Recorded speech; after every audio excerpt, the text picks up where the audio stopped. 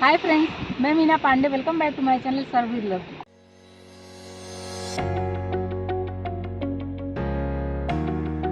आज मैं पनीर का पराठा बनाने जा रही हूँ एक सीक्रेट इंग्रेडिएंट के साथ। मैंने 1.5 कप आटा लिया है। नॉर्मल गेहूं का आटा जो होता है ना, वही है, मैदा बिल्कुल भी नहीं है।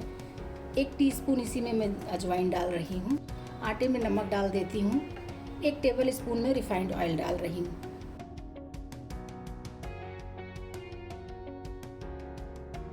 तो पनीर मैंने घर पे ही बना लिया है। इसको मैंने कद्दूकस कर लिया है।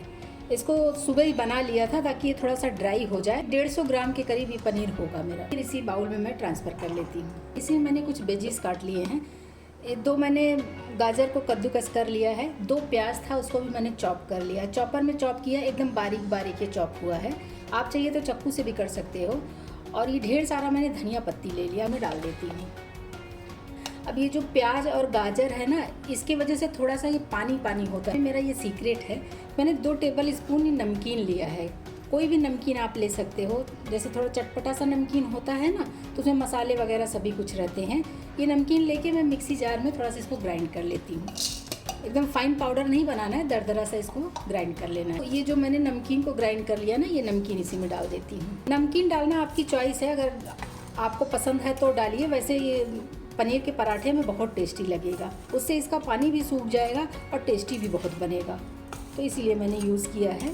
तो ये सभी कुछ अभी मैं मिक्स कर देती हूँ। नमक अभी नहीं डालूँगी इसमें, क्योंकि नमक बनाने के टाइम में डालूँगी। नमक डाल दूँगी तो ये पनीर और सब्जियाँ सारे पानी छोड़ देगा ना, तो इसलिए अभी इसमें मैं नमक नहीं डाल रही हूँ। इसमें मसाले भी डालने की ज़रूरत नहीं है, क्योंकि जो नमकीन तीखा वाला नमकीन था तो उसमें सभी कुछ मसाले वगैरह मिक्स रहते हैं, तो इसलिए मैंने इसमें एक्स्ट्रा मसाले भी नहीं यूज़ किए हैं। पराठे बनाने जा रही हूँ तो नमक भी मिक्स कर लेती हूँ।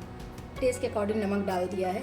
अगर आपको पूरा पराठा अभी बनाना है तो सारे में नमक मिक्स कर लीजिए, लेकिन अगर आपको 2-4 अभी बनाना है, बाकी बाद में बनाना है, तो आप नमक बाद में ही मिक्स करिए। जब बनाना हो आपको तुरंत ही नमक मिक्स करेंगे तो ये मटेरियल हमारा पानी नहीं छोड़ेगा। आटे में से मैंने एक पेड़ा काट लिया है। छोटा बड़ा कैसा आप बनाना चाहते हैं, आप अपने अकॉर्डिंग कर सकते हैं। मैंने नींबू से थोड़ा बड़ा सा ये पेड़ा लिया था। देखिए, हाथों से बढ़ा दिया है। इसमें जितना भरावन आ सकता है उतना मैं भर लूँगी। ये देखिए, कुछ इस तरीके से मैंने भर लिया है। इसको ऐसे बीच से ऐसे प्रेस कर दूँगी ना, तो ये भरावन नीचे आ जाएगा। अगर एक्स्ट्रा आटा है तो निकाल दीजिए। इसमें एक्स्ट्रा आटा नहीं है, इसलिए मैं इसी में से दबा दे रही हूँ। इसमें मैंने आटा डस्ट कर लिया है। अब इसको मैं बेल लेती हूँ घुमा घुमा के। अगर आपको लगता है ऊपर चिपक रहा है तो थोड़ा सा आटा ऐसे डस्ट कर दीजिए। एक मैं दूसरे तरीके से स्टफ़ करती हूँ पराठा। जैसे कि मैंने बराबर बराबर की 2 रोटियाँ बेल ली हैं। इसको साइड साइड से मैं 1 अंगुल के चौड़ाई में ऐसे पानी लगा देती हूँ। चारों तरफ से पानी लगा के इसको मैं गीला कर देती हूँ। ये भरावन इसी पर रख के मैं फैला देती हूँ। कम ज़्यादा आप अपने अकॉर्डिंग कर सकते हो। जहाँ पे पानी लगाई हूँ ना, वो उतना पोर्शन हमें छोड़ के रखना है। पनीर और वेजीज मिक्स होके कितने सुंदर लग रहे हैं। इसमें रेड ऑरेंज कलर भी हो गया, ग्रीन भी हो गया, वाइट था ही।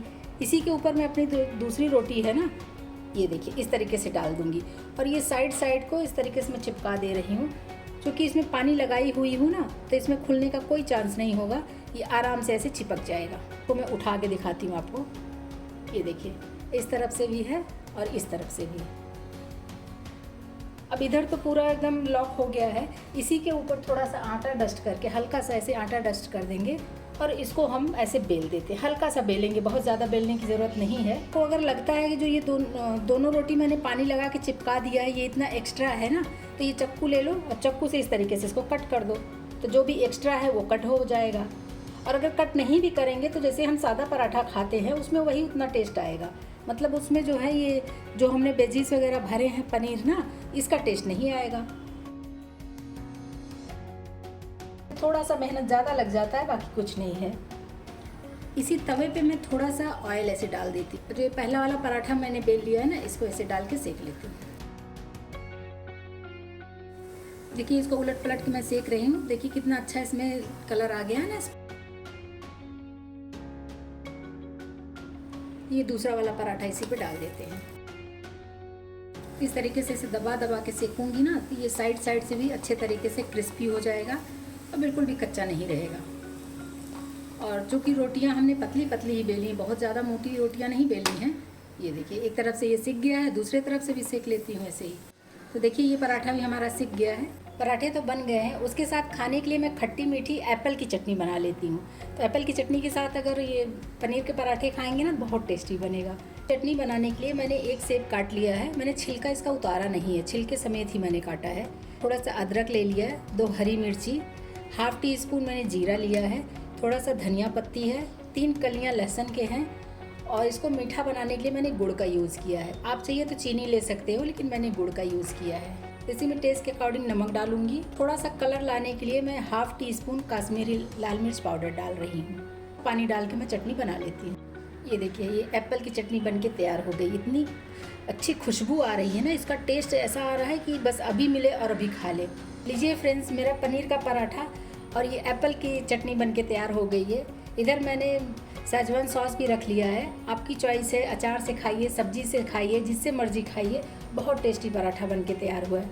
मैं आपको एक पीस उठा के दिखाती हूँ।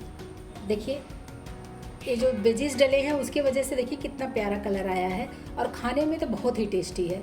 तो इस तरीके से आप लोग भी बनाइए। अगर आपको मेरी वीडियो पसंद आती है तो लाइक कमेंट करना बिल्कुल भी मत भूलिएगा।